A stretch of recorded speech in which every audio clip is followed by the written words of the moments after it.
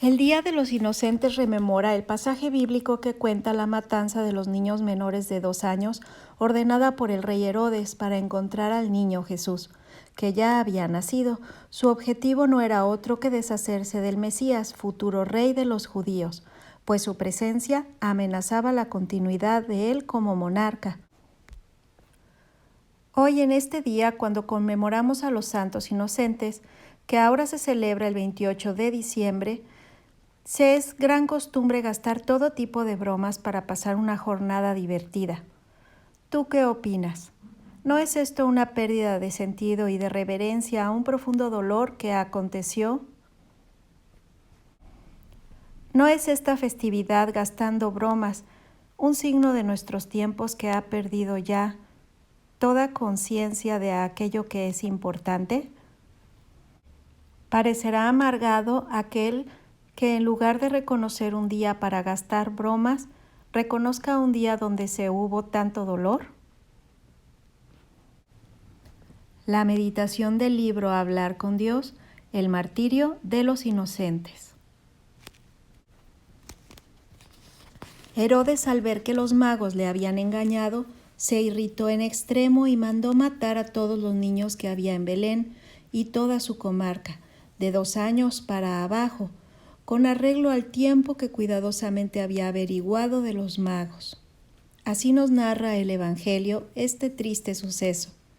No hay explicación fácil para el sufrimiento, mucho menos para el de los inocentes.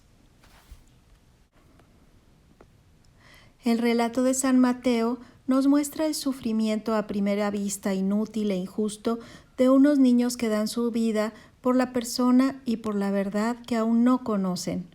El sufrimiento escandaliza con frecuencia y se levanta ante muchos como un inmenso muro que les impide ver a Dios y su amor infinito por los hombres. ¿Por qué no evita Dios Todopoderoso tanto dolor aparentemente inútil? El dolor es un misterio y, sin embargo, el cristiano con fe sabe descubrir en la oscuridad del sufrimiento propio o ajeno la mano amorosa y providente de su Padre Dios, que sabe más y ve más lejos y entiende de alguna manera las palabras de San Pablo a los primeros cristianos de Roma. Para los que aman a Dios, todas las cosas son para bien, también aquellas que nos resultan dolorosamente inexplicables o incomprensibles. Tampoco podemos olvidar que la felicidad mayor y de nuestro bien auténtico no son simplemente los que soñamos y deseamos. Nos es difícil contemplar los acontecimientos en su auténtica perspectiva. Siempre observamos una parte muy pequeña de la verdadera realidad. Solo vemos la realidad de aquí abajo, la inmediata.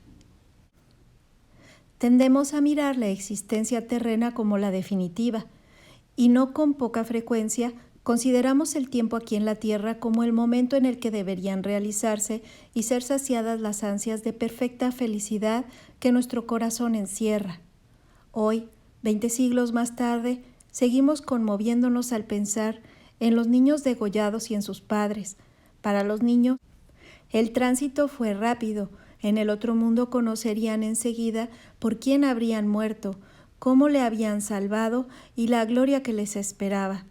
Para los padres el dolor sería más largo, pero aun cuando murieran, comprenderían también que Dios estaba en deuda con ellos. Paga las deudas con creces. Unos y otros sufrieron para salvar a Dios de la muerte. El dolor se presenta de muchas formas y en ninguna de ellas es espontáneamente querida por nadie. Sin embargo, Jesús proclama bienaventurados, dichosos, felices, afortunados a los que lloran, es decir, a quienes en esta vida llevan algo más de cruz, enfermedad, incapacidad, dolor físico, pobreza, difamación o injusticias, porque la fe cambia el signo del dolor que junto a Cristo se convierte en una caricia de Dios, en algo de gran valor y fecundidad. Estos fueron rescatados de entre los hombres como primicias ofrecidas a Dios y al Cordero. Estos acompañan al Cordero donde quiera que va. Así nos dice el Apocalipsis. La cruz, el dolor y el sufrimiento fue el medio que utilizó el Señor para redimirnos. Pudo servirse de otros medios, pero quiso redimirnos precisamente por la cruz. Desde entonces el dolor tiene un nuevo sentido, solo comprensible junto a Él. El Señor no modificó las leyes de la creación, quiso ser un hombre como nosotros, pudiendo suprimir el sufrimiento, no se lo evitó a sí mismo. Aunque alimentó milagrosamente a muchedumbres enteras, Él quiso pasar hambre, compartió nuestras fatigas y nuestras penas. El alma de Jesús experimentó todas las amarguras, la indiferencia, la ingratitud, la traición y la calumnia, el dolor moral en un grado sumo al cargar con los pecados de la humanidad, la infamante muerte de su cruz. Sus adversarios estaban admirados por lo incomprensible de su conducta. Salvó a otros, decían en tono de burla, y a sí mismo, ¿no puede salvarse? El Evangelio nos dice era preciso que el Mesías padeciera esto. Después de la resurrección, los apóstoles serían enviados al mundo entero para dar a conocer los beneficios de la cruz. El Señor quiere que evitemos el dolor y que luchemos contra la enfermedad con todos los medios a nuestro alcance, pero también quiere que demos un sentido redentor y de purificación personal a nuestros sufrimientos y dolores, también a los que nos parecen injustos o desproporcionados. Esta doctrina llenaba de alegría a San Pablo en su prisión, y así lo manifiesta a los primeros cristianos.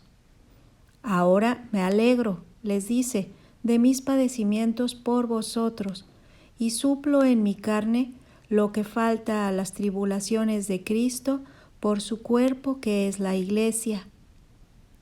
¿No les santifica el dolor a aquellos que sufren en esta vida a causa de su orgullo herido, la envidia o los celos?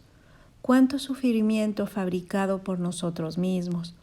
Esta cruz no es la cruz de Jesús, sino que surge precisamente por estar lejos de Él. Esa cruz es nuestra y es pesada y estéril. Examinemos hoy si nuestra oración llevamos con garbo la cruz del Señor. Frecuentemente esta cruz consistirá en pequeñas contrariedades que se atraviesan en el trabajo, en la convivencia. Puede ser un imprevisto con el que no contábamos, el carácter de una persona con la que necesariamente hemos de convivir, planes que debemos cambiar, instrumentos de trabajo que se estropean cuando más eran necesarios, aquellas dificultades producidas por el frío, por el calor, las incomprensiones, una pequeña enfermedad que nos hace estar con menos capacidad para el trabajo ese día. El dolor pequeño o grande aceptado y ofrecido al Señor produce paz y serenidad. Cuando no se acepta, el alma queda desentonada y con una íntima rebeldía que se manifiesta enseguida al exterior en forma de tristeza y de mal humor. Ante la cruz pequeña de cada día, hemos de tomar una actitud decidida de cargar con ella. El dolor puede ser un medio de que Dios nos envía para purificar tantas cosas en nuestra vida pasada, para ejercitar las virtudes, para unirnos a los padecimientos de Cristo Redentor, que siendo inocente, sufrió el castigo que merecían nuestros pecados. Los mártires inocentes proclaman tu gloria en este día, Señor, pero no de palabra, sino con su muerte. Concédenos por su intercesión testimoniar con nuestra vida la fe que profesamos de palabra. Los niños inocentes murieron por Cristo, siguiendo así al Cordero sin mancha, a quien alababan diciendo: Gloria a ti, Señor. Los que padecen con Cristo tendrán como premio el consuelo de Dios en esta vida y después el gran gozo en la vida eterna. Muy bien, siervo bueno y fiel, ven a participar de la alegría de tu Señor. Así nos dirá Jesús al final de nuestra vida si hemos sabido vivir las alegrías y las penas junto a Él.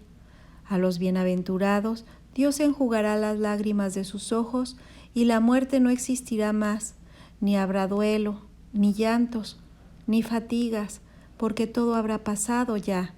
La esperanza del cielo es una fuente inagotable de paciencia y de energía para el momento del sufrimiento fuerte.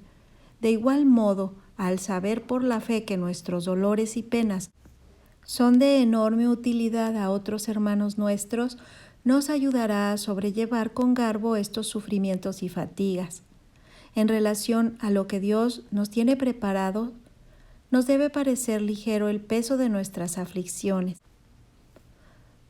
Nos puede suceder que ante una situación dolorosa no sepamos cómo acertar.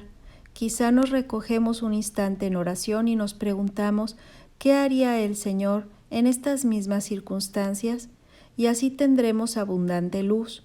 A veces bastará hacer un rato de compañía a la persona que sufre, conversar con ella en un tono positivo y animarla a que ofrezca también su dolor por las intenciones que él pretenda necesarias, ayudarle a rezar alguna oración, escucharla, etc. Cuando en estos días tantas personas se olvidan del sentido cristiano de estas fiestas, nosotros pondremos la luz y la sal en las pequeñas mortificaciones, bien seguros de que así damos una alegría al Señor y contribuimos a acercar a Belén a otras almas.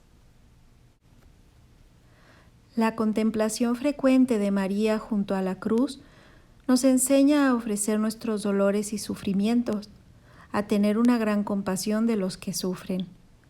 Pidamos hoy que nos enseñe a santificar el dolor, uniéndolo a su Hijo Jesús. Pidamos a estos santos inocentes que nos ayuden a amar la mortificación y el sacrificio voluntario, a ofrecer el dolor y a compadecernos también de quienes sufren.